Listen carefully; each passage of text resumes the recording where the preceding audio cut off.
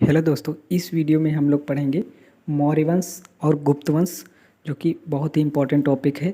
इससे एग्ज़ाम में क्वेश्चन बनते हैं। यूपी ट्रिपल पेट के एग्ज़ाम में ये टॉपिक वाइज आपका दिया होगा, वहाँ सिलेबस में देखेंगे ये दोनों टॉपिक आपके दिए गए हैं, तो हमें पढ़ना ही पढ़ना है। तो इसको आप कर लीजिए, उसके बाद ऑब्जेक्टिव टाइप क्वेश्चन करेंगे, वो सारे आपके क्वेश्चन हो जाएंगे।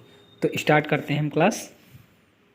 सबसे पहला पॉइंट देखिए, लिखा हुआ चंद्रगुप्त मौर्य 322 से 298 ईसा पूर्व। ईसा पूर्व क्या होता है? ईसा मसीह के जन्म से पहले का समय जो होता है उसे ईसा पूर्व या फिर बीसी बोलते हैं, बिफोर क्राइस्ट बोलते हैं, before Christ, before the birth of Christ. Okay, फिर तो इसका समय याद रखिएगा, 322 से 298 ईसा पूर्व तक चंद्रगुप्त मौर्य का शासन रहा था। फिर फर्स्ट पॉइंट देखिए, चंद्रगुप्त मौर्य चाणक्य की सहायता से अंतिम नंदवंशी शासक घनानंद को पराजित कर 322 ईस्वी में मगध की गद्दी पर बैठा था। तो ये मगध की गद्दी पर कब बैठा था? ये 322 ईसा पूर्व में बैठा था। और किसको पराजित कर? घनानंद को पराजित किया था चंद्रगुप्त मौर्य। और ये चाणक्य की जो बहुत बड़ी चाणक्य नीति आपने पढ़ा होगा, तो चाणक्य ने इनकी बहुत सहायता की थी, उन्हीं की वजह से ये विजयी हुए थे, घनानंद को पराजित किया था। तो याद रखिए 322 ईसा पूर्व में ये मगध की गद्दी पर बैठे थे। फिर देखिए नेक्स्ट पॉइंट, फिर देखिए यहाँ पे देखा, चंद्रगुप्त मौर्य के दरबार में सेल्यूकस का राजदूत मेगास्थनीज आया था। तो ये क्वेश्चन पूछा जाता है कि मेगास्थनीज किसके दरबार में आया था, या फिर ऐसे पूछा जा सकता है चंद्रगुप्त मौर्य के दरबार में सेल्यूकस का राजदूत कौन आया था। तो ये कौन थे इनके राजदूत? ये मेगास्थनीज था। तो मेगास्थनीज किसका राजदूत था? सेल्यूकस का राजदूत था। और किसके दरबार में आया था? चंद्रगुप्त मौर्य के दरबार में आया था। और इसने एक पुस्तक लिखी थी इंडिका नाम की। तो ये इंडिका किसकी पुस्तक है? ये मेगास्थनीज द्वारा लिखी गई पुस्तक है।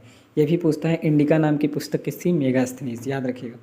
फिर देखिए सोहगुरा ताम्रपत्र तथा महास्थान अभिलेख, ये किससे संबंधित है? ये चंद्रगुप्त मौर्य से संबंधित है। फिर देखिए यहाँ पे कौटिल्य, कौटिल्य चाणक्य को ही कहते हैं। चाणक्य के बहुत सारे नाम थे, इनको कौटिल्य भी कहा जाता था, चाणक्य भी कहा जाता था। तो चाणक्य ने राजनीति की पुस्तक अर्थशास्त्र की रचना की। ये भी इंपॉर्टेंट है, अर्थशास्त्र की रचना किसने की? चाणक्य ने की या फिर कौटिल्य ने की।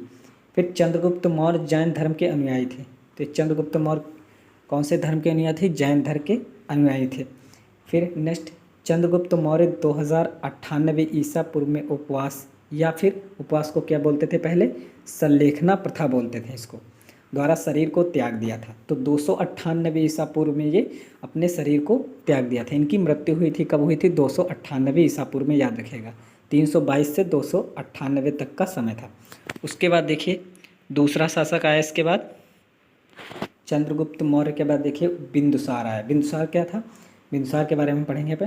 चंद्रगुप्त मौर्य के बाद बिंदुसार 298 ईसा पूर्व में गद्दी पर बैठा। उनकी मृत्यु के बाद 298 में मृत्यु हुई, उसके बाद बिंदुसार गद्दी पर बैठा। फिर बिंदुसार को क्या कहा जाता है? अमित्र घात के नाम से जाना जाता है। अमित्र घात के नाम से बिंदुसार को जाना जाता है। सीरिया के शासक एंटियोकस प्रथम ने डायमेकस को राजदूत के रूप में बिंदुसार के दरबार में भेजा। तो बिंदुसार के दरबार में राजदूत कौन था? वो था डायमेकस। डायमेकस जो है बिंदुसार का राजदूत था। ये कौन, इसको मतलब किसने भेजा था? इसको भेजा सीरिया के शासक एंटियोकस प्रथम ने भेजा था बिंदुसार के दरबार में, याद रखिएगा इतना।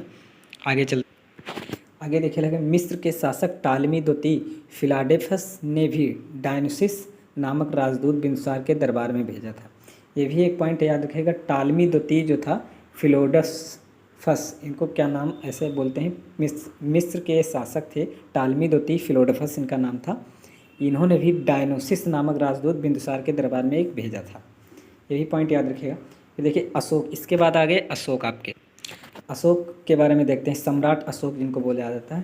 तो अशोक कौन थे? ये बिंदुसार के पुत्र थे, ये बिंदुसार के बेटे थे अशोक। अशोक का राज्याभिषेक कब हुआ? 269 ईसा पूर्व में हुआ। इससे पहले अशोक उज्जैन का राज्यपाल था। ये उज्जैन का राज्यपाल था, इससे पहले 269 ईस्वी में राज्याभिषेक हुआ अशोक का।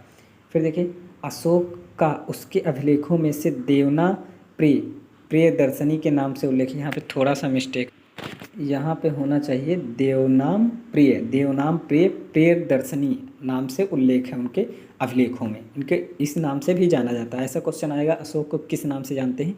तो देवनाम प्रियदर्शनी नाम से भी इनको जाना जाता है। फिर अशोक देखिए यहाँ पे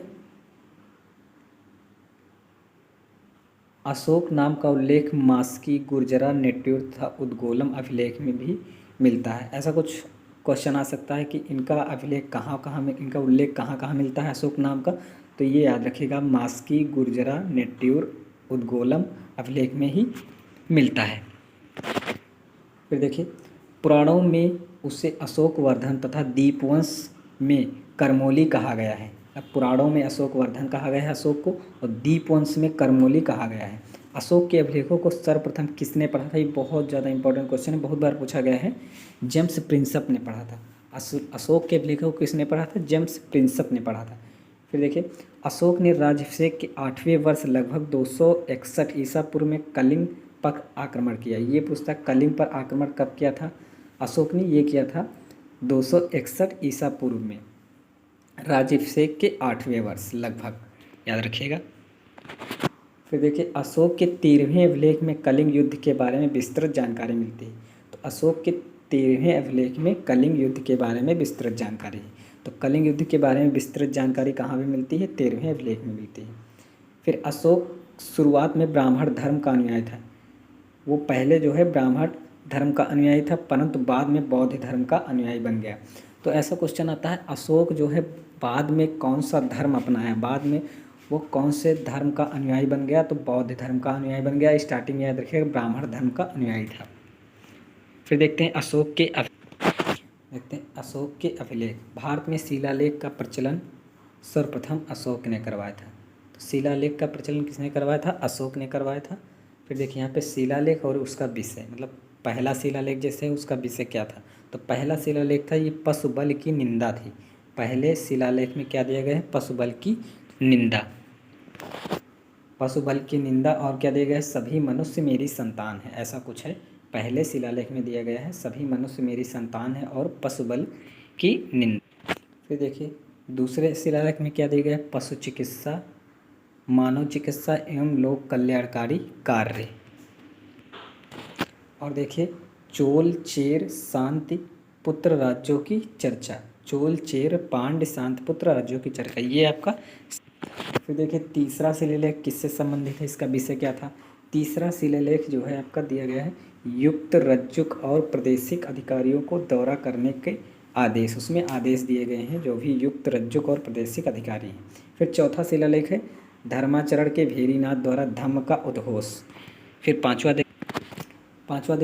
शिलालेख धम्म महापात्रों की नियुक्ति के विषय में जानकारी, धम्म महापात्रों के नियुक्ति के विषय में जानकारी। छठा है इसमें आत्मनिर्भर की शिक्षा दी गई है, आत्मनिर्भर की शिक्षा दी गई है, आत्मनिर्भर की शिक्षा दी गई। फिर सातवां शिलालेख सभी संप्रदायों के लिए सहिष्णुता, याद। इसमें देखिए सारे शिलालेख इंपॉर्टेंट नहीं, कुछ शिलालेखों से क्वेश्चन बनता है। आठवां शिलालेख देखिए सम्राट की धम्म यात्राओं का उल्लेख उसमें दिया गया है। नवा देखिए धम्म समारोह की चर्चा। 10वां है धम्म नीति का श्रेष्ठतम परबल, ये थोड़ा इंपॉर्टेंट, धम्म नीति की श्रेष्ठतम परबल, ये 10वां इंपॉर्टेंट। फिर देखिए 11वां है धम्म नीति की व्याख्या। 12वां है सर्वधर्म संभाव स्त्री महापात्र की चर्चा। 13वां है कलिंग युद्ध का वर्णन, ये बहुत ही इंपॉर्टेंट है। 13वां शिलालेख याद रखिएगा, 13वें में जो है कलिंग युद्ध का वर्णन दिया गया, ये बहुत बार पूछता है। सबसे इम्पोर्टेंट जो है आपका 13वां है, याद रखिएगा। 13वां शिलालेख जो है अशोक का, वो कलिंग युद्ध का वर्णन दिया गया है। कलिंग युद्ध का वर्णन कहाँ दिया गया है, वो 13वें शिलालेख में दिया गया है। अब हम लोग चलते हैं मौर्य प्रशासन। मौर्य प्रशासन देखते, मौर्य प्रशासन दिया गया। मौर्य प्रशासन ये अध्यक्ष हैं और ये संबंधित विभाग है, मतलब किस विभाग के अध्यक्ष को किस नाम से जाना जाता था। जैसे पाठ्याध्यक्ष है, पाठ्याध्यक्ष को किसको कहते थे, वाणिज्य का जो अध्यक्ष होता था मौर्य प्रशासन में, उसको हम क्या कहते थे, पठिया अध्यक्ष। वाणिज्य विभाग जो होता था जिसके पास, उसका अध्यक्ष था पठिया अध्यक्ष। फिर नेक्स्ट है देखिए, फिर देखिए यहाँ पे पौतवा अध्यक्ष किसको कहते हैं, माप तौल का अध्यक्ष, याद रखिएगा। इससे पौतवा, पौतवा मतलब नाप तौल, याद रखिएगा। नाप तौल का जो माप तौल का अध्यक्ष होता था उसको पौतवा अध्यक्ष बोला था। फिर सूना अध्यक्ष किसको कहते हैं, बूचड़ खाने का अध्यक्ष। फिर लक्षणा अध्यक्ष को कहते हैं टकसाल का अध्यक्ष। टकसाल जहाँ पे सिक्के बनते थे वहाँ उसको टकसाल बोला जाता है, उसको लक्षणा अध्यक्ष कहा जाता था। फिर देखिए नवा अध्यक्ष जहाजरानी विभाग का अध्यक्ष, जहाँ पे जहाज़ों से संबंधित से व्यापार होता था, जहाज़ों से सामान आता था, समुद्री विभाग, ये सब समुद्र से होके जहाज़ वगैरह आते थे, उसको क्या कहते थे, जहाज रानी विभाग को नवा अध्यक्ष बोलते थे। फिर विविधता अध्यक्ष किसको, चारागाह का अध्यक्ष, जो चारागाह से संबंधित अध्यक्ष होता था उसको विविधता अध्यक्ष बोलते थे। फिर देखिए, अशोक ने आजीविकों के रहने हेतु बराबर की पहाड़ियों में 4 गुफाओं का निर्माण कराया। ये एक पहाड़ियाँ थे, बराबर की पहाड़ियाँ थी, वहाँ पे 4 गुफाओं का निर्माण कराया जहाँ पे आजीविक रह सके। फिर देखिए, अशोक ने अपने शासन के 10वें वर्ष सर्वप्रथम बोध गया की यात्रा की। अपने शासन के 10वें वर्ष में बोध गया की यात्रा की। उसके बाद राज्याभिषेक के 20वें वर्ष लुम्बिनी गया था। 20वें वर्ष में लुम्बिनी गया था वो। इसमें देखिए, अब हम कंप्लीट कर लिए हैं मौर्य साम्राज्य को, मौर्य वंश को हमने कंप्लीट किया। अब इसके बाद हम पढ़ेंगे गुप्त वंश को। अब यहाँ पे हम पढ़ेंगे गुप्त वंश। गुप्त वंश के बारे में सारे इंपॉर्टेंट फैक्ट यहाँ पे हम देखिए। सबसे पहला पॉइंट दिया गया है, गुप्त वंश का संस्थापक याद रखिएगा श्रीगुप्त थे। कौन थे, श्रीगुप्त जी थे, गुप्त वंश के संस्थापक है, जिसे महाराज की उपाधि से धारण किया था। महाराज बोलते थे, महाराज धीराज की उपाधि धारण की थी किसने, श्रीगुप्त ने। श्रीगुप्त क्या थे, गुप्त वंश के संस्थापक श्रीगुप्त थे। फिर देखिए नेक्स्ट पॉइंट यहाँ पे लिखा चंद्रगुप्त प्रथम। इनका शासनकाल कब से कब तक रहा, ये 319 से 350 ईसा पूर्व तक रहे। 350 यहाँ पे, सॉरी ईसा पूर्व नहीं होगा, देखिए ईसा पूर्व यहाँ पे नहीं हम कहेंगे, क्योंकि यहाँ पे ईसा पूर्व देखिए सही लिखा हुआ 319 से 350, मतलब पहले छोटा समय फिर बड़ा, बढ़ते हुए समय में लिखा है, तो यहाँ ईसा पूर्व नहीं बोलेंगे। ईसा पूर्व के ईसा मसीह के जन्म के बाद का समय है, ठीक है। तो इनका चंद्रगुप्त प्रथम का जो शासन था वो 319 से 350 ईस्वी तक रहा। चंद्रगुप्त प्रथम को गुप्त वंश का वास्तविक संस्थापक कहा जाता है। तो वास्तविक संस्थापक यदि क्वेश्चन में पूछ रहा है तो कौन थे, चंद्रगुप्त प्रथम थे। और पूछेगा गुप्त वंश का संस्थापक पूछेगा तो श्री गुप्त थे। बस ये थोड़ा सा कन्फ्यूजन है दोनों क्वेश्चन में कि जब वास्तविक पूछेगा तो आपका हो जाएगा चंद्रगुप्त प्रथम, और सिर्फ गुप्त वंश का संस्थापक पूछ रहा है तो श्री गुप्त हो जाएंगे। अब देखिए चंद्रगुप्त यहाँ से स्टार्ट होते हैं। चंद्रगुप्त प्रथम की राज्याभिषेक की तिथि 319 ईस्वी है। 319 में उनका जो है राज्याभिषेक हुआ। इसे गुप्त संवत का आरंभ माना जाता है। तो गुप्त संवत का आरंभ हो गया यहाँ पर से 319 ईस्वी से हो गया स्टार्टिंग गुप्त वंश। गुप्त संवत इसको बोलते हैं। इस गुप्त संवत को चंद्रगुप्त प्रथम ने चलाया था। गुप्त संवत को किसने चलाया, चंद्रगुप्त प्रथम ने। चंद्रगुप्त प्रथम गुप्त शासकों में पहला शासक था जिसने चांदी के सिक्के चलाए थे। तो चांदी के सिक्के किसने चलाए थे, चंद्रगुप्त प्रथम ने चलाए थे।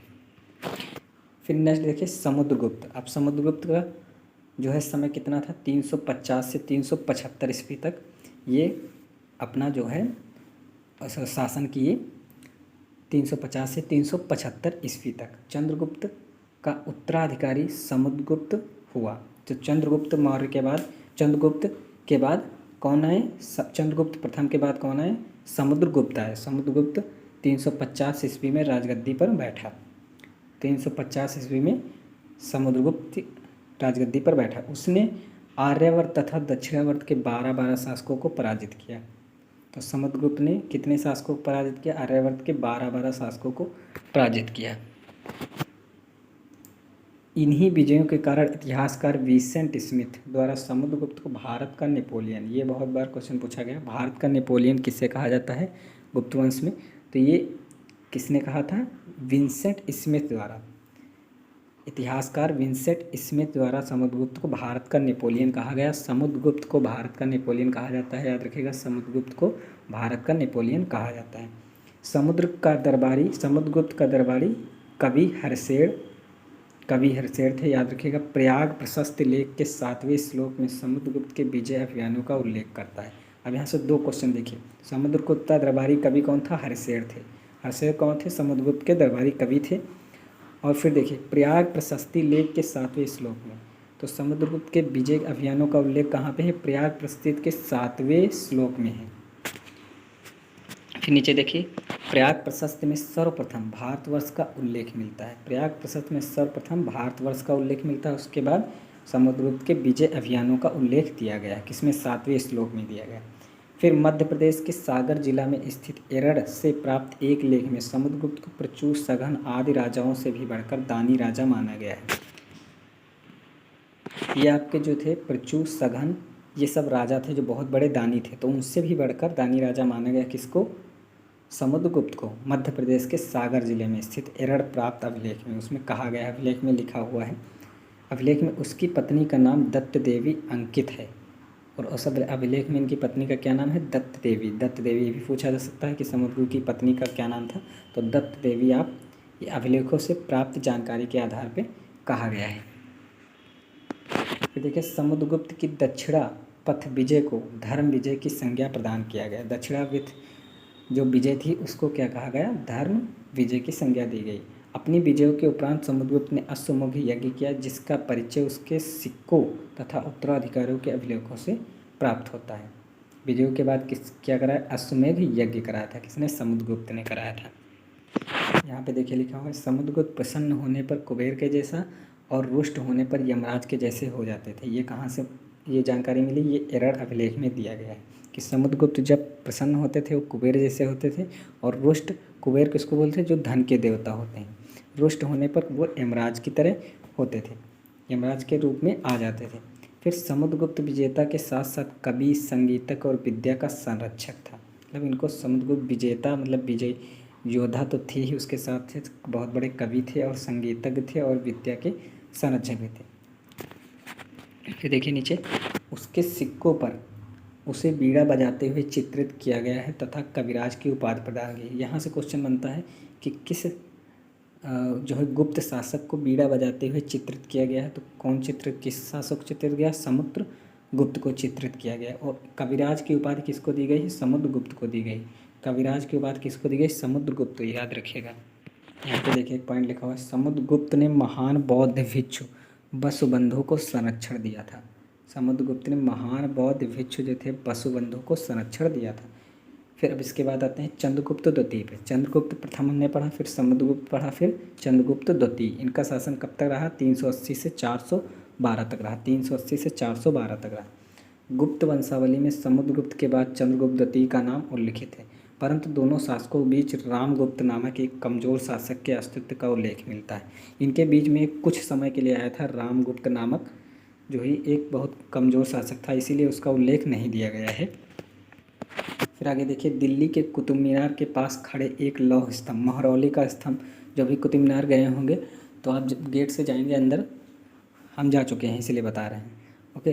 तो जो है अंदर जाएंगे तो एक लोहे का खंभा है, उसके चारों तरफ जो है थोड़ी सी बाउंड्री उठी हुई है हल्की हल्की लोहे की, और जो है बीच में खंभा लगा, उसमें जो है आपका उस पर जंग कभी नहीं लगती, जबकि खुले में है, पानी वानी सब बरसता, लेकिन उसमें जंग नहीं लगती। उसकी यही विशेषता है कि उसमें जंग नहीं लगती। महरौली का जो लौह स्तंभ है उसमें जंग नहीं लगती। तो वहीं पे ये है कुतुब मीनार के पास खड़े हुए लौह स्तंभ, उसी के बारे में दिया गया है। खुदे हुए अभिलेख में चंद्र नामक राजा की कीर्ति का वर्णन किया गया है। तो ये जो महरौली का लौह स्तंभ है, इस पे जो खुदे हुए अभिलेख लिखे हैं उसमें देखिएगा आप थोड़े थोड़े अक्षर लिखे हुए हैं, वहीं पे चंद्र नामक राजा की कीर्ति का वर्णन किया गया है, जिसकी पहचान चंद्रगुप्त द्वितीय से की जाती है। उसी की पहचान जो है चंद्रगुप्त द्वितीय से की जाती है। इसमें इम्पोर्टेंट क्या ये पूछ सकता है, महरौली का स्तंभ कहाँ पे है, तो आप बता देंगे दिल्ली में है, जो है कुतुब मीनार वहीं पे है। फिर देखिए, उदयगिरी गुफा अभिलेख में भी चंद्रगुप्त द्वितीय की विजयों का उल्लेख मिलता है। चंद्रगुप्त के विजय जो द्वितीय थे उनके विजय का उल्लेख कहाँ मिलता है? उदयगिरी गुफा अभिलेख में। फिर देखिए नेक्स्ट, चंद्रगुप्त द्वितीय ने नाग कुमारी कुबेर नागा के साथ विवाह करके नागवंश के साथ वैवाहिक संबंध स्थापित किए। चंद्रगुप्त द्वितीय ने किसके साथ विवाह किया? नाग कुमारी कुबेर नागा के साथ विवाह करके नागवंश के साथ वैवाहिक संबंध स्थापित किए, और बाद में अपनी पुत्री प्रभावती का विवाह वाकाटक वंश के राजा रुद्रसेन द्वितीय, जो वाकाटक वंश के राजा थे रुद्रसेन द्वितीय के साथ किया। उसके बाद देखिए, उसने अपने पुत्र कुमारगुप्त, चंद्रगुप्त द्वितीय का पुत्र कौन था? कुमारगुप्त प्रथम कदम्ब शासक कुत्सवर्मन की पुत्री से किया। ये सब इतना इंपॉर्टेंट नहीं है, अभी तक तो क्वेश्चन फिलहाल नहीं पूछा गया, लेकिन आप लोग पढ़ लीजिए। कुमारगुप्त का प्रथम का जो अपना उनका लड़का था चंद्रगुप्त द्वितीय का, कुमारगुप्त प्रथम, उसका विवाह किससे किया? कदम्ब शासक कुत्सवर्मन की पुत्री से। फिर देखिए शकों पर विजय के उपरांत ही चंद्रगुप्त द्वितीय ने विक्रमादित्य की उपाधि रखी। ये क्वेश्चन पूछता है कि विक्रमादित्य की उपाधि से किसको बुलाया जाता है, कि किसको जाना जाता है, तो उनको किसको जाना जाता है, चंद्रगुप्त द्वितीय को। और ये कब उनको प्राप्त हुई, शकों पर विजय के उपरांत, जब शक एक जो शासनकाल था, शक वंश हुआ था, शक वंश, तो उन्हीं को जो शक वंश का अंतिम जो शासक था वो मोह था। याद रखिएगा, शक वंश का अंतिम शासक था वो मोह था। तो यहाँ पे देखिए, फिर शक वंश के बारे में पढ़ेंगे हम लोग अगले वीडियो में, एक बना देंगे वीडियो, उसमें जो है शक वंश के बारे में बताएंगे। तो विक्रमादित्य जो है इनकी उपाधि चंद्रगुप्त द्वितीय को दी जाती है। फिर देखिए, चंद्रगुप्त द्वितीय के दरबार में 9 विद्वानों की एक मंडली निवास करती थी। 9 मंडलों की जो है ये एक मतलब 9 विद्वानों की एक मंडली थी, जिसे हम क्या कहते थे, नवरत्न कहते थे, जिसमें कालिदास, धन्वंतरी, छक्कड़, अमर सिंह, शको, बेताल भट्ट, घटकरपक, वराहमिहिर एवं वररुचि जैसे विद्वान थे। इसमें से क्वेश्चन बनता है कि इनमें से कौन सा जो है, यह 4-5 दिए रहेंगे, उसमें से पूछेगा कि कौन सा इनमें से जो है नवरत्न नहीं है, ऐसे क्वेश्चन आता है। तो आपको याद करने पड़ेंगे 9 के 9। देखिए, उसके शासनकाल में चीनी यात्री फाहियान था। ये बहुत इंपॉर्टेंट क्वेश्चन है, यहाँ से बनता है कि जो चीनी यात्री फाहियान था वो किसके शासन में काल में आया, तो ये आया था चंद्रगुप्त द्वितीय के, या फिर विक्रमादित्य कह सकते हैं। चंद्रगुप्त द्वितीय के शासन में कौन आया, फाहियान, जो कि चीनी यात्री था। देखिए, अब गुप्त काल की प्रमुख पुस्तकें हम देख लेते हैं। देखिए यहाँ पे कालिदास जो कि लेखक हैं, इनकी कौन कौन सी, तो ऋतुसंहार, मेघदूत, कुमार संभव, मल्लिक विद्यन, अभिज्ञान संतुलन। जिनमें से ये बहुत बार पूछा गया, अभिज्ञान संतुलन पूछा गया है, मेघदूत पूछा गया है, कुमार संभव पूछा गया है, 3 बहुत पूछी गई। तो अब ये ना पूछ के ये पूछी जा सकती हैं, मलि विकेंग्न मित्रम और ऋतुसंहार, याद रखिएगा, ये भी दोनों हैं कालिदास की। फिर देखिए, मुद्रा राक्षस भी बहुत बार पूछा गया। मुद्रा राक्षस किसकी है, विशाख दत्त की है, विशाख दत्त की है मुद्रा। फिर देखिए, देवी चंद्रगुप्तम किसकी, विशाख दत्त की, ये भी है। फिर 10 कुमार चरित किसकी है, दंडिन की है, दंडिन की। हर्ष चरित और कादम्बरी, ये भी दोनों सब बहुत पूछी जाती हैं, बाणभट्ट की है कादम्बरी, और हर्ष चरित दोनों हैं। फिर देखिए, पंचतत्व विष्णु शर्मा, ये भी बहुत पूछा गया है। देखिए, जितने पॉइंट हम यहाँ पे पढ़ रहे हैं सारे इंपॉर्टेंट पॉइंट है, इसमें कोई फालतू के पॉइंट नहीं कि बहुत ज़्यादा है। देखिए, थोड़ा सा वीडियो है, बस इसको पूरा देख लेंगे, दोनों वंश आपके क्लियर हो जाएंगे। फिर तो सूर्य सिद्धांत किसने दिया था, आर्यभट्ट, ये भी बहुत इंपॉर्टेंट बुक है। सूर्य सिद्धांत जो बुक थी ये किसने लिखी थी, ये लिखी थी आर्यभट्ट जी ने। फिर पंच सिद्धांतिका किसने लिखी थी, वराहमिहिर ने पंच सिद्धांतिका लिखी थी। तो देखिए, यहाँ तक हम चंद्रगुप्त मौर्य वाला पूरा मौर्य वंश और गुप्त वंश शासक कर लिए। यहाँ से मुश्किल से 1-2 नंबर तो आपको मिल ही जाएंगे, 1-2 नंबर तक आता है, पूछता है हर बार। तो आप ये टॉपिक कर लेंगे, उसके बाद MCQ करेंगे तो सारे क्वेश्चन आपके हो जाएंगे। तो अगर वीडियो अच्छा लगा हो तो इसको शेयर करिए ज़्यादा से ज़्यादा। जितने भी लोग UPSSC पेट रिलेटेड और भी एग्ज़ाम देते हैं जिसमें GS वगैरह पूछा जाता है, ये सारे एग्ज़ाम के लिए इम्पोर्टेंट है। लेकिन अभी UPSSC पेट आने वाला है तो उसके लिए टॉपिक वाइज करा रहे हैं, इसमें टॉपिक दिया गया है। ओके, तो नेक्स्ट वीडियो में मिलते हैं। शेयर करिएगा ज़्यादा से ज़्यादा, और वीडियो अच्छा लगा तो लाइक ज़रूर कीजिएगा, और जो भी लोग नए हैं सब्सक्राइब कर लीजिएगा, प्लीज़ प्लीज़।